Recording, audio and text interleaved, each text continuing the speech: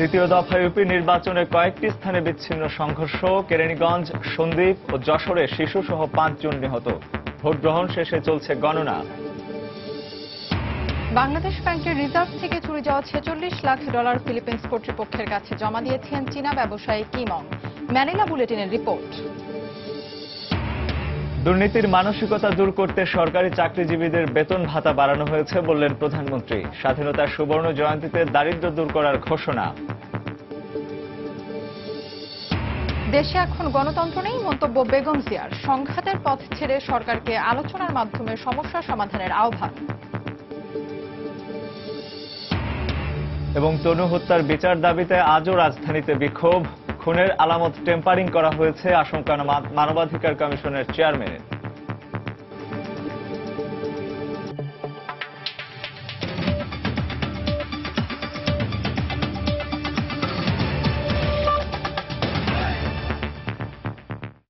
বাংলার সময়ের সঙ্গে আছি আমি ফাহমিদা মৌটুসী এবং আমি রঞ্জন শুভ্র।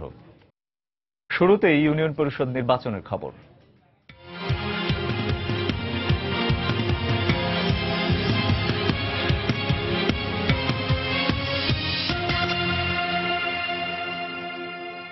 ধাওয়া পাল্টা ধাওয়া, সংঘর্ষ, জাল ভোট ও ভোট বর্জন সহ কয়েকটি বিচ্ছিন্ন ঘটনার মধ্য দিয়ে দ্বিতীয় ধাপে 639টি ইউনিয়ন পরিষদ নির্বাচনের ভোট গ্রহণ শেষ হয়েছে। নির্বাচনের সহিংসতার মাঝে পড়ে সন্দ্বীপে 3 জন, কেরানীগঞ্জে 1 শিশু ও যশোরে এক চানাচুর বিক্রেতা নিহত হয়েছেন। আহত হয়েছেন আরও অর্ধ শতাধিক। জেলা প্রতিনিধিদের পাঠানো তথ্য ছবি নিয়ে ডেস্ক রিপোর্ট। যশোর চাচড়া ইউনিয়নের ভাতুরিয়া প্রাথমিক বিদ্যালয় কেন্দ্র দখলের চেষ্টা করে দুর্বৃত্তরা। এ সময় বোমা বিস্ফোরণে এক চানাচুর বিক্রেতা নিহত হন, আহত হন আর 2 জন। অন্যদিকে নোয়াপাড়া ইউনিয়নে নির্বাচনী সহিংসতায় হাসান আলী নামে এক যুবক গুলিবিদ্ধ হয়েছেন। ভোট বানচাল সহ ভোট ছিনতাইয়ের চেষ্টা করে এবং প্রচুর বোমা নিক্ষেপ করে। আমরা ডিউটিরত পুলিশ আমরা প্রতিহত করি। বৃহস্পতিবার সকাল 10টার দিকে হযরতপুর ইউনিয়নে মধুরচর প্রাথমিক বিদ্যালয় কেন্দ্রে 2 পক্ষের সংঘর্ষ হয়। এ সময় 10 বছরের শিশু শুভ কাজী সহ 5 জন গুলিবিদ্ধ হয়। পরে হাসপাতালে নেয়ার পথে মারা যায় শুভ। নোয়াখালী সিরাজপুর এবং রামপুরা ইউনিয়নের আলাদা 2টি কেন্দ্রে ঢুকে পোলিং অফিসারদের মারধর করে ব্যালট বাক্স ছিনিয়ে নেওয়ার অভিযোগ উঠেছে। পরে আইন শৃঙ্খলা বাহিনী তাদের লাঠিচার্জ করে পরিস্থিতি নিয়ন্ত্রণে আনে। কক্সবাজারের সদর উপজেলায় জেএমজি কলেজ কেন্দ্রে আওয়ামী লীগ ও বিএনপি প্রার্থীদের সমর্থকদের মধ্যে সংঘর্ষ বাধে। এই ঘটনায় আহত হন 3 জন। এ সময় খবর সংগ্রহ করতে গেলে সময় টিভির প্রতিবেদক ও চিত্র সাংবাদিককে লাঞ্ছিত করা হয়। ভোলার রাজাপুরে 2 গ্রুপের সংঘর্ষে গুলিবিদ্ধ হয়েছেন এনটিভির জেলা প্রতিনিধি। তাকে উদ্ধার করে সদর হাসপাতালে ভর্তি করা হয়। এছাড়া আরো অন্তত 15 জন আহত হওয়ার খবর পাওয়া গেছে। হঠাৎ করে আমরা এখান থেকে যাওয়ার পথে আফজাল আমাদের পিছনে ছিল, একটা গুলি শব্দ হয়েছে। আমি পিছের দিকে তাকিয়ে দেখি যে আফজাল মাটিতে লুটে পড়ছে, তার পায়ে গুলি লাগছে। চাঁদপুরে হাইমচরের চরভৈরবী ইউনিয়নে আজিজিয়া মাদ্রাসা কেন্দ্রে ব্যালট পেপার ছিনিয়ে নেওয়ার অভিযোগে ভোট কেন্দ্র স্থগিত করা হয়। এ সময় ধাওয়া পাল্টা ধাওয়া ও পুলিশের লাঠিচার্জের ঘটনা ঘটে। এছাড়া সিরাজগঞ্জ, ঠাকুরগাঁও, মাদারীপুর, মানিকগঞ্জ সহ দেশের বেশ কয়েকটি স্থানে ইউপি নির্বাচনকে কেন্দ্র করে ধাওয়া পাল্টা ধাওয়া ও সংঘর্ষে বেশ কজন আহত হওয়ার খবর পাওয়া গেছে। মাজাহান, সময় সংবাদ। দেশের 47 জেলায় শেষ হলো দ্বিতীয় দফায় ইউনিয়ন পরিষদে নির্বাচনের ভোট গ্রহণ। সকাল 8টায় শুরু হয়ে ভোট গ্রহণ চলে বিকেল 4টা পর্যন্ত। কেন্দ্রে কেন্দ্রে এখন চলছে ভোট গণনা। যে কোনো বিশৃঙ্খল পরিস্থিতি এড়াতে সতর্ক অবস্থানে রয়েছে আইন শৃঙ্খলা রক্ষা বাহিনী। আমাদের রিপোর্টার শেখ লিমন, শেখ জায়েদের সাথে ব্যুরো প্রতিবেদক এবং জেলা প্রতিনিধিদের পাঠানো তথ্য ছবি নিয়ে ডেস্ক রিপোর্ট।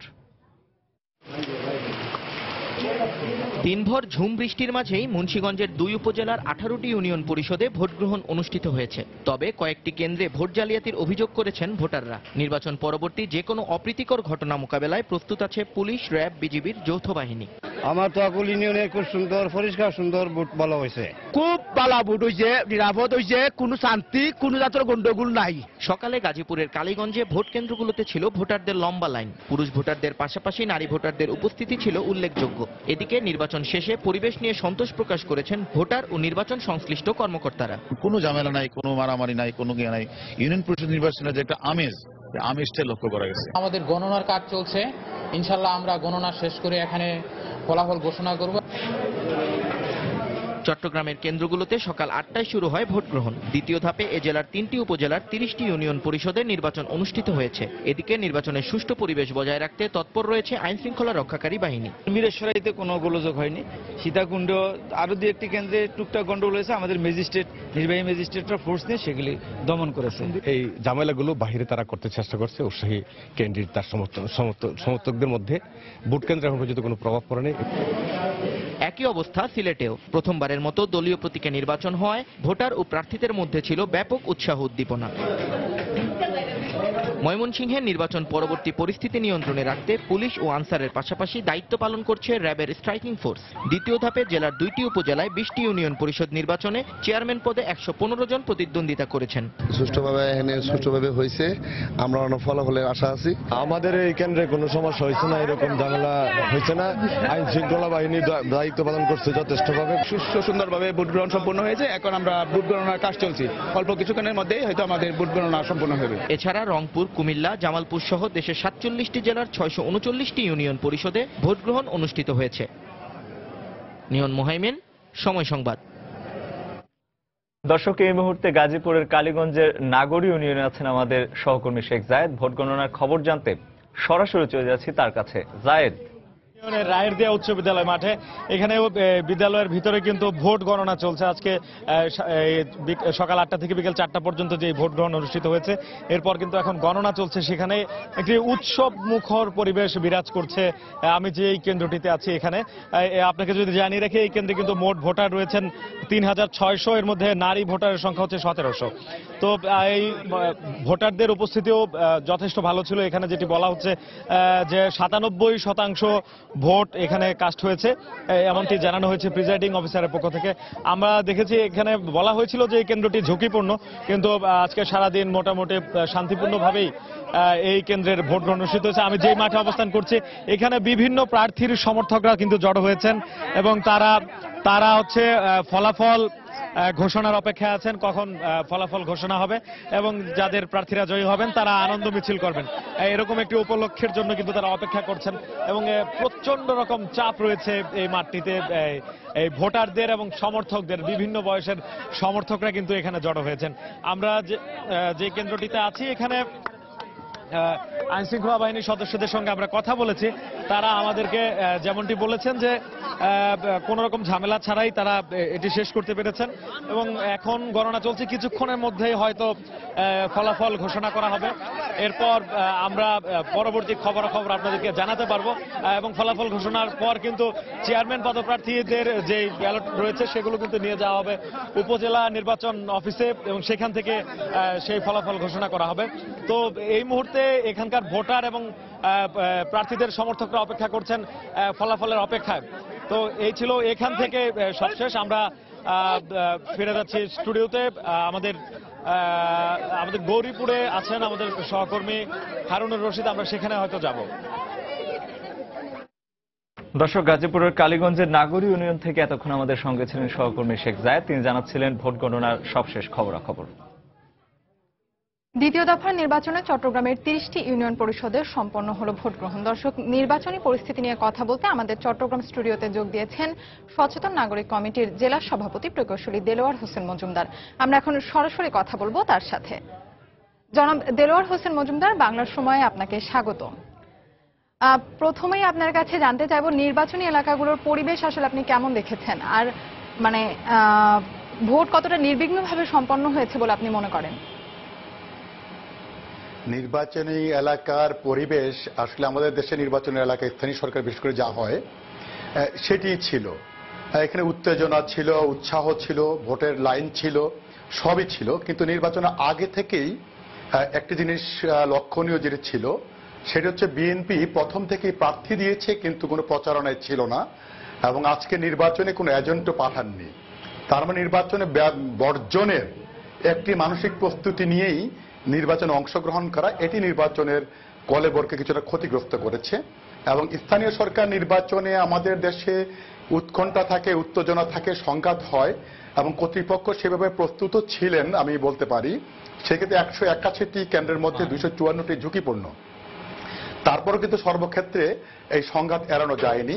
বিশেষ করে আওয়ামী লীগ এবং আওয়ামী লীগের বিদ্রোহী প্রার্থীরা তারা অনেক নির্বাচন কেন্দ্রেই বিশৃঙ্খলা তৈরি করেছে এবং সন্দ্বীপে তো 3 জন মারাই গেলেন বাউরিয়া ইউনিয়নে, এবং একজন পুলিশ আহত হয়ে চট্টগ্রাম মেডিকেল কলেজ হাসপাতালে চিকিৎসাধীন আছেন। এবং স্থানীয়ভাবে মেম্বার ক্যান্ডিডেট যারা থাকেন তারাও কিন্তু প্রভাব পতিত পারিবারিক এলাকা ইত্যাদি ভিত্তিতে সংঘাতে লিপ্ত হয়, এবং এটিও এখানে উপস্থিত ছিল। ভোট কেন্দ্র দখলের চেষ্টা ছিল, প্রতিরোধের চেষ্টা ছিল, সংঘাত ছিল। কিছু কিছু এলাকায় ভোট কেন্দ্র দখল হয়েছে, যেটি স্থানীয় সরকার নির্বাচনে, বিশেষ করে ইউনিয়ন পরিষদ নির্বাচনে অতীত ছিল। তবে আমি মনে করি 254টি কেন্দ্রকে ঝুঁকিপূর্ণ ঘোষণা করার পরে আইন শৃঙ্খলা রক্ষাকারী বাহিনী যতটুকু আরো একটু প্রস্তুত বেশি থাকাটাই আমাদের কাছে প্রত্যাশিত ছিল, এবং সেই প্রস্তুতিটা থাকলে বা আগে থেকেই যদি তারা অনুমান করতে পারতেন সংঘাতটি কোথায় হবে, তাহলে প্রাণহানির যে ঘটনাটি ঘটেছে এটি বোধহয় এড়ানো সম্ভব হতো। আমার মনে হয় এই দিকে আমাদের একটু ঘাটতি আছে, এবং এই অভিজ্ঞতাগুলি আমাদের নেওয়া উচিত। আর বিশেষ করে রাজনৈতিকভাবে নির্বাচনটি হচ্ছে, রাজনৈতিক দলের দায়িত্ব আছে এই সংঘাতগুলিকে কাটিয়ে তোলার জন্য। এই সংঘাত তার দলের কর্মীরাই করে, দলের কর্মীদেরকে যদি সংযত করতে না পারে তাহলে এই গণতন্ত্রের প্রক্রিয়া ক্ষতিগ্রস্ত হবে, ভালো মানুষ ভবিষ্যতে নির্বাচনে আসবেন না। তা আমার মনে হয় এই দিক থেকে রাজনৈতিক দলগুলো এই নির্বাচনগুলি থেকে ভূমিকা রেখে তাদের কর্মীদেরকে তারা যদি নিরস্ত্র করতে না পারে, তাদেরকে সংযত করতে না পারে, তাহলে আমাদের ভবিষ্যৎ কিন্তু ক্ষতিগ্রস্ত হবে। তবে ইউনিয়ন পরিষদের গত কয়েকটি নির্বাচনের তুলনায় আমার কাছে মনে হয়েছে আজকের নির্বাচনটি অনেকটুকুই উৎসাহব্যঞ্জক ছিল, এবং ভোট কেন্দ্রে যে মানুষের উপস্থিতি, লম্বা লাইনও দেখা গেছে, এবং উত্তেজনা যেটি থাকে পরস্পরের মধ্যে সেটিও সেখানে ছিল। সবকিছু মিলিয়ে আমাদের সেই ইউনিয়ন পরিষদ নির্বাচনটি যেমন হয়, আজকের নির্বাচনটি অনেকটা তেমনই হয়েছে বলে আমার মনে হয়। জনাব দেলোয়ার হোসেন মজুমদার, আপনাকে ধন্যবাদ। জি দর্শক, চট্টগ্রামের যে 30টি ইউনিয়ন পরিষদের নির্বাচন হয়েছে সেই পরিস্থিতি নিয়ে কথা বলতে চট্টগ্রাম স্টুডিওতে আমাদের সঙ্গে যোগ দিয়েছিলেন সচেতন নাগরিক কমিটির জেলা সভাপতি প্রকৌশলী দেলোয়ার হোসেন মজুমদার। আমরা এতক্ষণ কথা বলছিলাম তার সঙ্গে। প্রধানমন্ত্রী শেখ হাসিনা বলেছেন, 75-এর পর অবৈধভাবে যারা ক্ষমতায় ছিল তারাই উন্নয়নকে বাধাগ্রস্ত করেছে। সকালে বঙ্গবন্ধু আন্তর্জাতিক সম্মেলন কেন্দ্রে বাংলাদেশ লোক প্রশাসন প্রশিক্ষণ কেন্দ্রের বুনিয়াদী প্রশিক্ষণ কোর্সের সমাপনী অনুষ্ঠানে বক্তব্য দেন প্রধানমন্ত্রী শেখ হাসিনা। তিনি প্রজাতন্ত্রের কর্মচারী হিসেবে সরকারি কর্মকর্তাদের মানুষের সেবায় কাজ করার আহ্বান জানান। প্রধানমন্ত্রী বলেন, বর্তমান সরকার বেতন বাড়ানো, পদোন্নতি সহ সরকারি চাকরিজীবীদের সুযোগ সুবিধা বাড়িয়েছে। একটি দুর্নীতিমুক্ত রাষ্ট্র গড়তে সরকারি চাকরিজীবীদের সহযোগিতা চান প্রধানমন্ত্রী। বাংলাদেশ লোক প্রশাসন প্রশিক্ষণ কেন্দ্রের 60তম প্রশিক্ষণ কোর্স সমাপ্ত করেছেন 725 নবীন কর্মকর্তা। সমাপনী অনুষ্ঠানে কৃতিত্ব অর্জনকারীদের হাতে সনদ তুলে দেন প্রধানমন্ত্রী। জনগণের প্রতি সেবার মনোভাব নিয়ে কাজ করতে এ সময় তাদের নির্দেশ দেন শেখ হাসিনা। জনগণের সেবা করতে হবে, কারণ ওই জনগণের অর্জিত অর্থ কিন্তু বেতন ভাতা সবকিছু আসে। আমলাতান্ত্রিক জটিলতায় পড়ে যেন আমাদের কাজগুলি ধীর গতি না হয়। আইনের শাসন প্রতিষ্ঠা করতে হবে, কারণ আইনের শাসন ছাড়া কোনো উন্নয়ন অগ্রগতি পায় না। যে সমস্ত কর্মসূচি আমরা হাতে নিই সেগুলির জন্য দ্রুত সম্পন্ন হয়, যাতে অর্থনৈতিক উন্নয়নটা ত্বরান্বিত হয়, সেদিকে লক্ষ্য রাখতে হবে। সব থেকে বড় যে জিনিসটা কর্মক্ষেত্রে, সেটা হচ্ছে জনগণের আস্থা, বিশ্বাস অর্জন।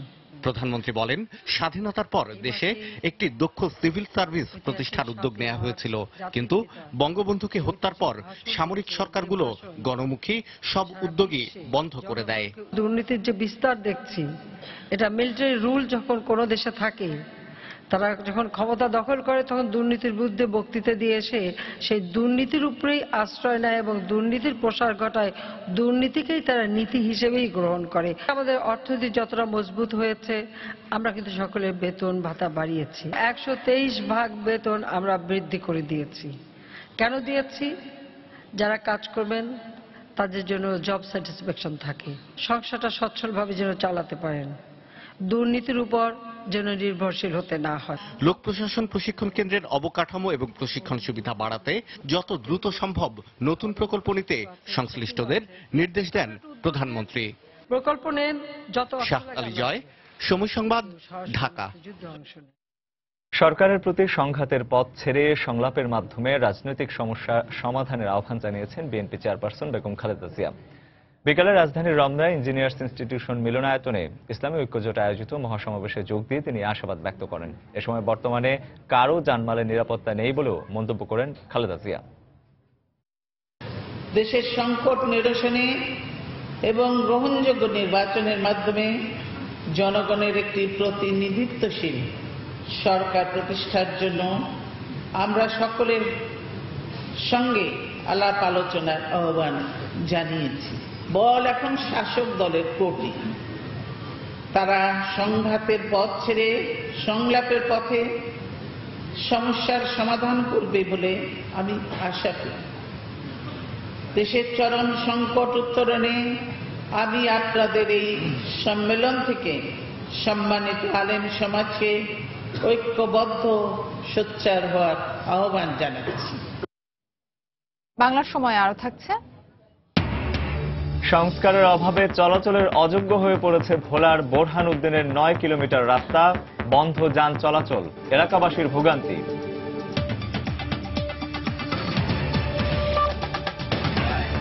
তাই তো সবাই বলে শিল্পাল্লার দিন শেষ, মেগা ডিজিটাল স্কেলে বাংলাদেশ।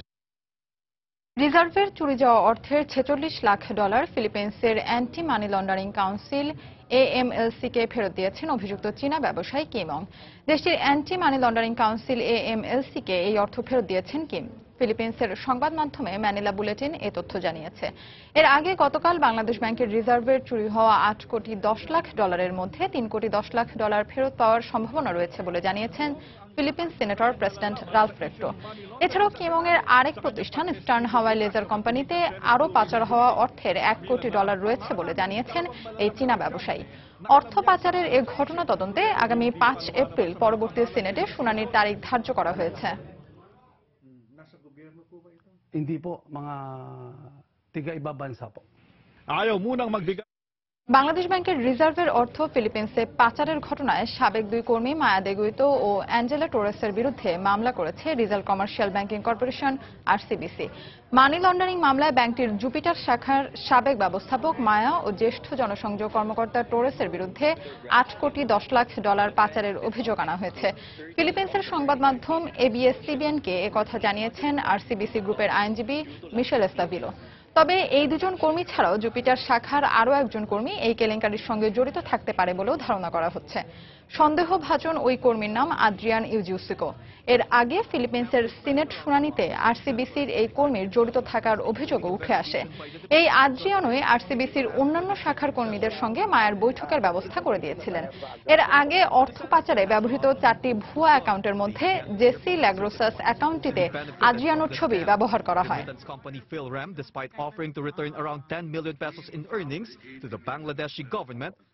কুমিল্লা ভিক্টোরিয়া কলেজের শিক্ষার্থী সোহাগী জাহান তনুর হত্যাকারীদের শাস্তির দাবিতে রাজধানীতে আজও মানববন্ধন ও বিক্ষোভ মিছিল হয়েছে। এতে বিশ্ববিদ্যালয়ের শিক্ষক শিক্ষার্থী সহ বিভিন্ন ছাত্র ও সামাজিক সাংস্কৃতিক সংগঠনের নেতাকর্মীরা অংশ নেন। 11 দিন পেরিয়ে গেলেও হত্যা রহস্যের কুলকিনারা না করতে পারায় আইন শৃঙ্খলা রক্ষা বাহিনীর সমালোচনা করেন তারা। বৃহস্পতিবার সকালে জাতীয় প্রেস ক্লাবের সামনে কুমিল্লা ভিক্টোরিয়া কলেজের শিক্ষার্থী সোহাগী জাহান তনু হত্যার প্রতিবাদে মানববন্ধন করে শিক্ষার্থী সহ বিভিন্ন সামাজিক সাংস্কৃতিক সংগঠনের নেতাকর্মীরা। তদন্ত ত্বরান্বিত করতে প্রধানমন্ত্রীর হস্তক্ষেপ কামনা করেন তারা। এদিকে সকাল 11:30টার দিকে ওই একই দাবিতে অপরাজেয় বাংলার সামনে মানববন্ধন করে ঢাকা বিশ্ববিদ্যালয়ের ইতিহাস বিভাগের শিক্ষক শিক্ষার্থীরা। তারা ক্যান্টনমেন্টের মতো নিরাপদ স্থানে হত্যা ও ধর্ষণের তীব্র নিন্দা জানান। ক্যান্টনমেন্ট যেটা হচ্ছে বলা হয় সবচেয়ে সিকিউর জায়গা, ওই জায়গাটাতে এরকম একটা ঘটনা কেন ঘটবে? মানুষ রূপী হয়তো বা কোনো পশু না হয় এমন কাজ হয়তো তার দ্বারা করা সম্ভব হইতো না। আমরা মেয়ে, আমাদের এই ধরনের অত্যাচার এগুলো আমরা সহ্য করব না। স্বাধীনতার এত বছর পরেও আমরা তো স্বাধীনভাবে মেয়েরা চলাফেরা করতে পারছি না। আমাদের একটি ছোট্ট একটি মেয়ে সে নির্মম হত্যাকাণ্ডের শিকার হয়েছে, ধর্ষণের শিকার হয়েছে। আমরা এটা বিচার চাই। তনু হত্যাকারীদের গ্রেপ্তারের দাবিতে ছাত্র ইউনিয়ন প্রধানমন্ত্রী বরাবর স্মারকলিপি দেওয়ার চেষ্টা করলেও পুলিশি বাধায় পণ্ড হয়ে যায় তা। পরে তারা শিক্ষা প্রতিষ্ঠানে অবরোধ কর্মসূচি ঘোষণা করেন।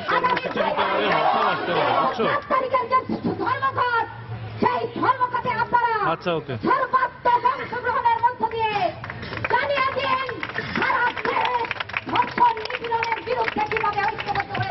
অবিলম্বে হত্যাকারীদের ধরতে না পারলে ভবিষ্যতে হরতালের মতো কঠোর কর্মসূচি দেওয়া হবে বলেও হুঁশিয়ারি দেন আন্দোলনকারীরা। শফিক মোহাম্মদ, সময় সংবাদ, ঢাকা। তনুর মৃতদেহ পাওয়ার স্থানটিতে খুনের আলামত টেম্পারিং করা হয়েছে বলে মনে করছেন জাতীয় মানবাধিকার কমিশনের চেয়ারম্যান ডক্টর মিজানুর রহমান। যারা এই কাজটি করেছে তাদেরও বিচার হওয়া উচিত বলে মন্তব্য করেন তিনি। কুমিল্লা সেনানিবাসে ঘটনাস্থল পরিদর্শন ও তনুর স্বজনদের সঙ্গে সাক্ষাৎ শেষে দুপুরে সার্কিট হাউসে তিনি কথা বলেন। ঘটনাস্থল পরিদর্শনের পর এরকম ধারণা সৃষ্টি হতে পারে যে কিছু কিছু সাক্ষ্য বা এভিডেন্স, যেটাকে আমরা বলি ইংরেজিতে টেম্পার্ড বা ডক্টরিং করা হয়ে থাকতে পারে। তাহলে যে বা যারা প্লেস অফ অকারেন্সে বা এই সাক্ষ্য প্রমাণকে কোনো না কোনোভাবে পরিবর্তন করেছে বা করবার প্রচেষ্টা করেছে তাদেরকেও বিচারের আওতায় নিয়ে আসা বাঞ্ছনীয় বলে আমরা মনে করি। ন্যায় বিচারের স্বার্থেই এই কাজটি করা উচিত। বাংলার সময় আরো থাকছে। বাগেরহাটে নির্মিত চিংড়ি গবেষণা কেন্দ্রের সুফল পাচ্ছেন না চাষিরা। প্রশিক্ষণ ঘেরের পানি পরীক্ষা নিরীক্ষা চলছে, দাবি গবেষকদের।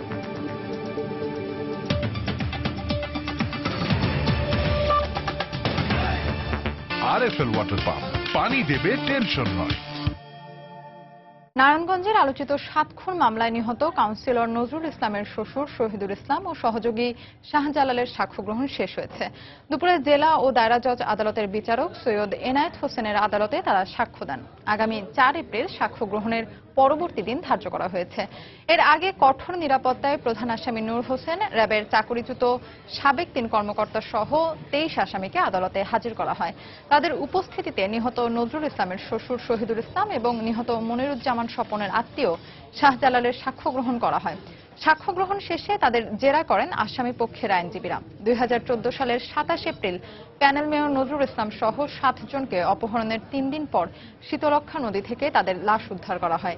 এ ঘটনায় আলাদা 2 মামলায় নূর হোসেন সহ 35 জনকে আসামি করে আদালতে চার্জশিট দাখিল করে গোয়েন্দা পুলিশ।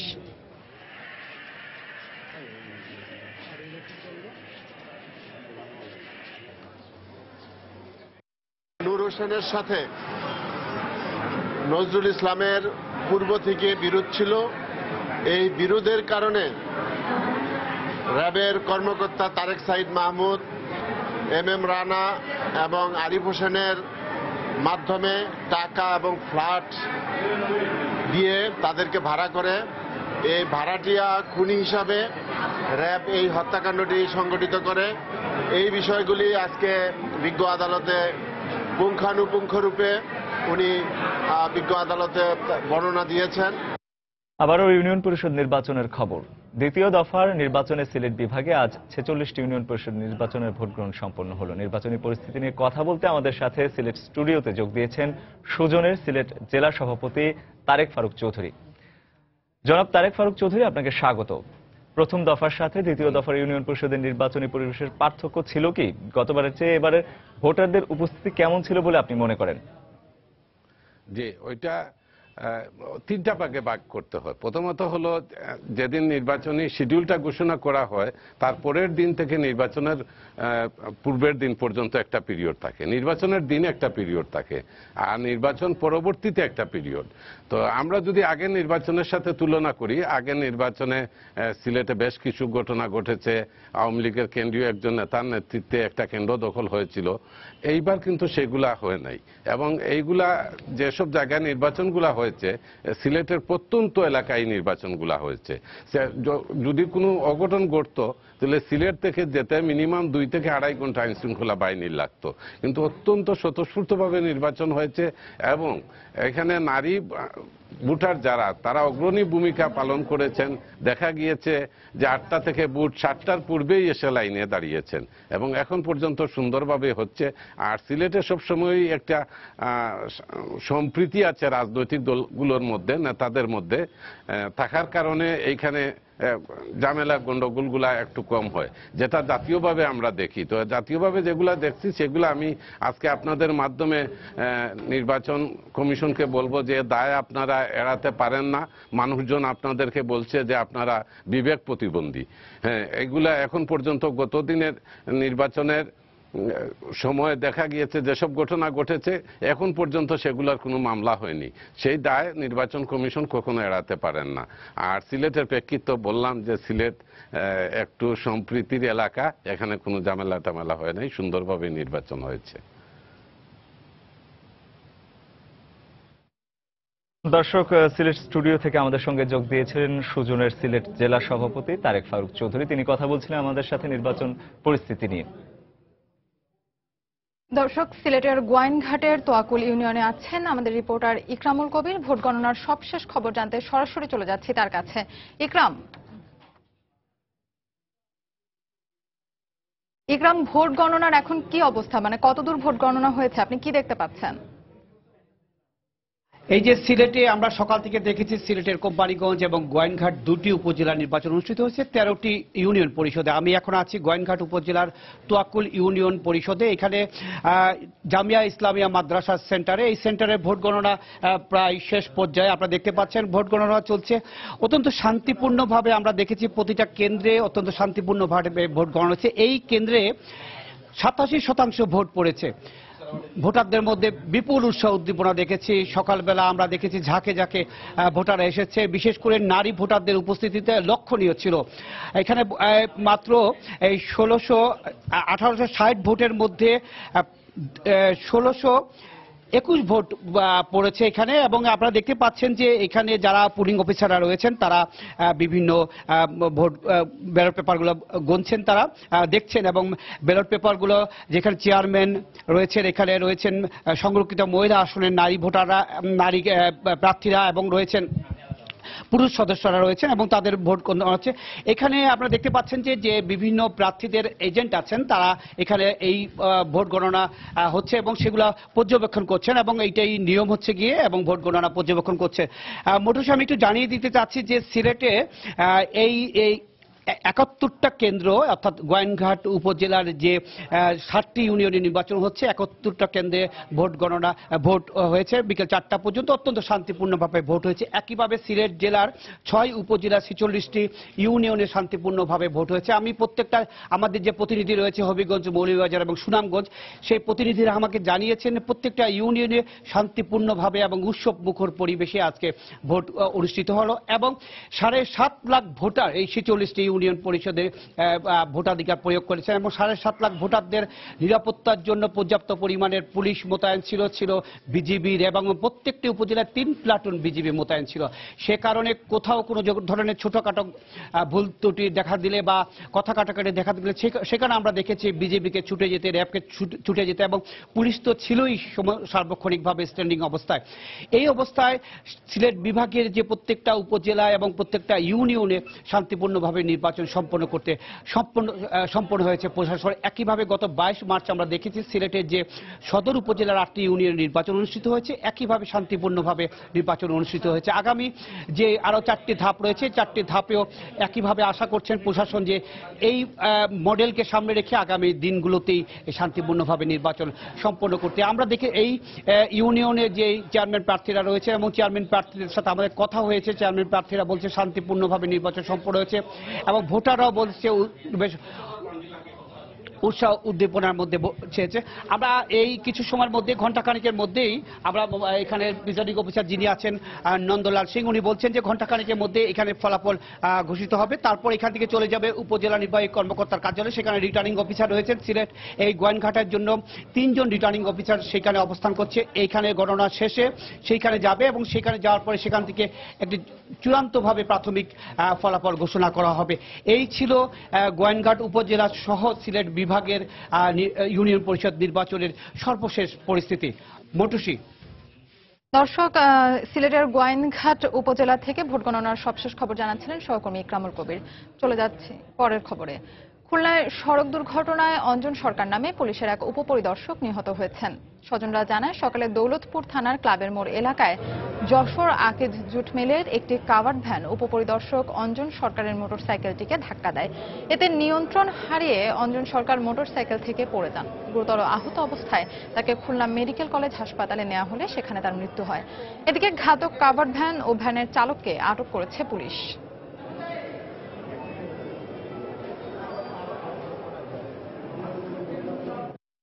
কাভার্ডম্যানটা আমার অফিসারকে সজোরে পিছন থেকে আঘাত করে এবং আমার অফিসার ছিটকে রাস্তার ফুটপাতে পড়ে। পরবর্তীতে তাকে তাৎক্ষণিক জনগণের সহায়তা এবং আমরা তাৎক্ষণিকভাবে সংবাদ পেয়ে আমরা খুলনা মেডিকেল কলেজে নিয়ে আসি। খুলনা মেডিকেল কলেজের আইসিইউতে সে মৃত্যুবরণ করে। যশোরে বোমা বানানোর সময় বিস্ফোরণে আহত 5 জনের মধ্যে 2 জন মারা গেছেন। ভোরে চিকিৎসাধীন অবস্থায় ইবাদুল ও সবুজ নামে 2 জনের মৃত্যু হয়। পুলিশ জানায় গত রাত 9টার দিকে সদর উপজেলার আন্দোলপোতা হাজী মতিউর রহমান ডিগ্রি কলেজের পাশে স্থানীয় রুবেল, ইবাদুল, মোস্তফা, সবুজ ও রকি সহ বেশ কয়েকজন যুবক বোমা তৈরি করছিল। হঠাৎ একটি বোমা বিস্ফোরণ হলে স্প্লিন্টারের আঘাতে রুবেল ও ইবাদুল সহ আহত হয় 5 জন। পরে গুরুতর অবস্থায় তাদেরকে উদ্ধার করে যশোর মেডিকেল কলেজ হাসপাতালে ভর্তি করা হয়। ভোরে এদের মধ্যে ইবাদুল ও সবুজ নামে 2 জনের মৃত্যু হয়। ঝিনাইদহে প্রচণ্ড ঝড়ে ফসলসহ ঘরবাড়ির ব্যাপক ক্ষয়ক্ষতি হয়েছে। এ সময় অন্তত 15 জন আহত হয়েছেন। জেলা প্রশাসক জানান, গতকাল সন্ধ্যা 7টা থেকে রাত 9টা পর্যন্ত সদর, কালীগঞ্জ, শৈলকুপা ও হরিণাকুণ্ডু উপজেলার ওপর দিয়ে এ ঝড় বয়ে যায়। এতে ফসলি ক্ষেত, গাছপালা, কাঁচা ও আধপাকা ঘরবাড়ির ব্যাপক ক্ষতি হয়েছে। বিচ্ছিন্ন হয়ে পড়ে বিদ্যুৎ সংযোগ। এদিকে ঝড়ে আহতদের সদর হাসপাতালে ভর্তি করা হয়েছে।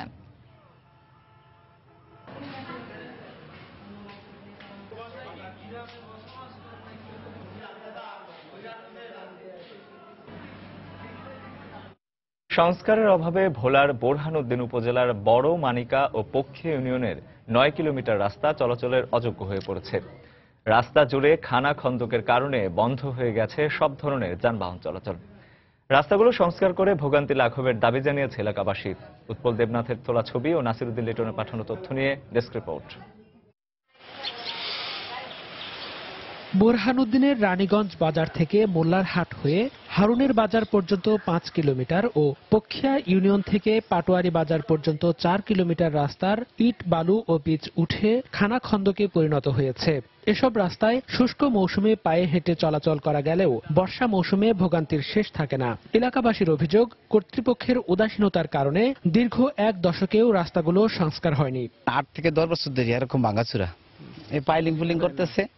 এই করতে গিয়ে মনে করেন যে আশা ভরসা দিয়ে রোড করার কথা করে না। কোন একটা মাল আনতে ডাবল দাম নেই, ডাবল ভাড়া নিতে আছে। গায়ে মাথায় আনতে হয়, আমরা মাথাত করি। সাইকেল, গাড়ি, রিক্সা যাওয়া কষ্ট। আন্দিগুন্দি মন কোন কেউ ঠ্যাং মেঘে দেখিয়া, কেউ নৌ কুলটে দেখিয়া, মন কোন খুবই একটা সিরিয়াস ভিতরে আছে, কষ্টের ভিতরে আছে। জেলা অবকাঠামো উন্নয়ন প্রকল্পের আওতায় রাস্তাগুলো শিগগিরই মেরামতের ব্যবস্থা করা হবে বলে জানালেন এলজিইডির এই কর্মকর্তা। উন্নয়নের কার্যক্রম হাতে নেওয়া হয়েছে।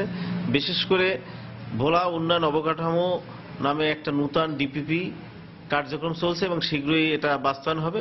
এসব রাস্তা দিয়ে প্রতিদিন বড় মানিকা ও পক্ষিয়া ইউনিয়ন সহ পূর্বাঞ্চলের 1.5 লক্ষাধিক মানুষ উপজেলা ও জেলা সদরে যাতায়াত করেন।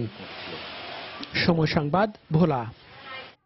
বাগেরহাটে 23 কোটি টাকা ব্যয়ে চিংড়ি গবেষণা কেন্দ্র নির্মাণ করা হলেও এর সুফল পাচ্ছেন না বলে অভিযোগ করেছেন চিংড়ি চাষিরা। শহরের পূর্ব প্রান্তে ভৈরব নদীর তীরে 8 একর জমির উপর 2011 সালে 23 কোটি টাকা ব্যয়ে চিংড়ি গবেষণা কেন্দ্রটি নির্মাণ করে সরকার। ওই বছরের 15ই মার্চ প্রধানমন্ত্রী এই গবেষণা কেন্দ্রটি আনুষ্ঠানিকভাবে উদ্বোধন করেন। হোয়াইট গোল্ড খ্যাত চিংড়ির নানা রোগ নির্ণয়ের জন্য এই গবেষণা কেন্দ্রে 4টি অত্যাধুনিক ল্যাব রয়েছে। কিন্তু এখান থেকে বিনামূল্যে চিংড়ির পরীক্ষা নিরীক্ষার সুবিধা পাওয়ার কথা থাকলেও তা থেকে বঞ্চিত হচ্ছেন বলে অভিযোগ চাষিদের। তবে গবেষকরা বলছেন, চিংড়ি চাষিদের নানা প্রশিক্ষণ সহ ঘেরের পানি ও লবণাক্ততা পরীক্ষা নিরীক্ষার কাজ করছেন তারা।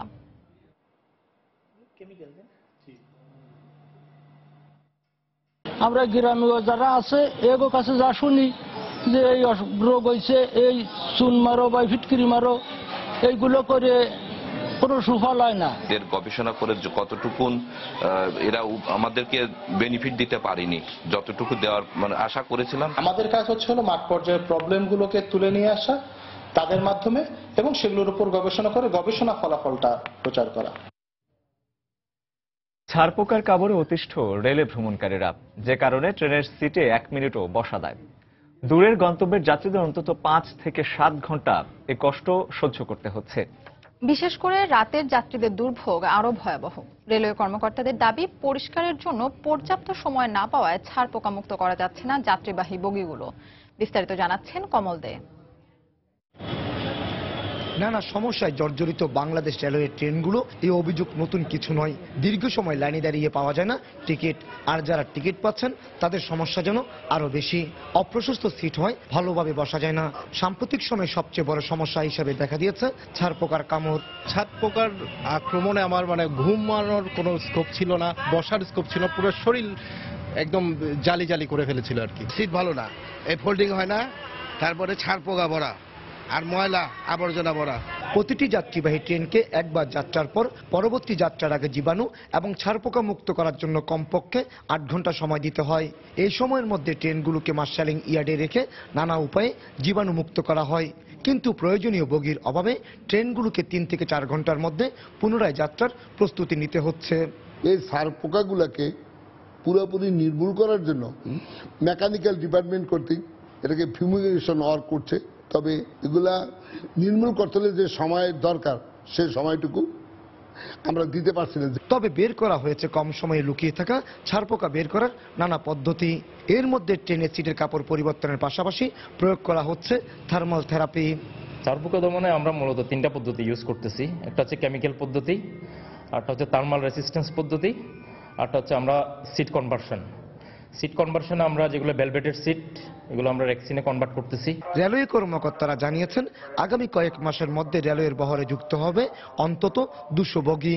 নতুন বগি আসলে পুরাতন বগিগুলো পূর্ণাঙ্গ মেরামতের জন্য পাঠানো হবে কারখানায়। তখন হয়তো পুরোপুরি ছারপোকার কবল থেকে মুক্তি পাবে যাত্রীরা। কমল দে, সময় সংবাদ, চট্টগ্রাম। বাংলার সময় শীর্ষ সংবাদগুলো জানিয়ে দিচ্ছি আরেকবার।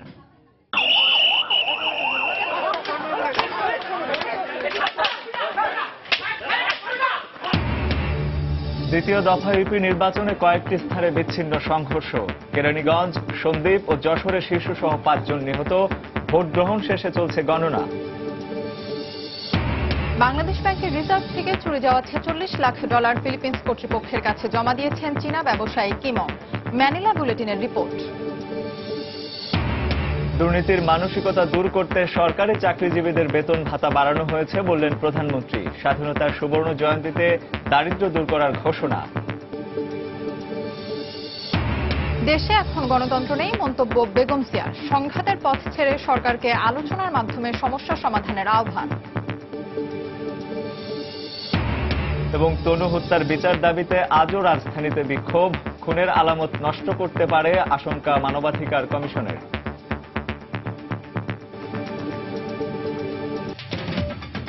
এই ছিল বাংলার সময়। যে কোনো খবর পেতে ভিজিট করুন সমনিউজ.tv। এছাড়া এইমাত্র পাওয়া খবর আপনার মোবাইলে পেতে SMS করুন *SN লিখে পাঠিয়ে দিন 16242 নম্বরে। আর সঙ্গে থাকুন সময়ের।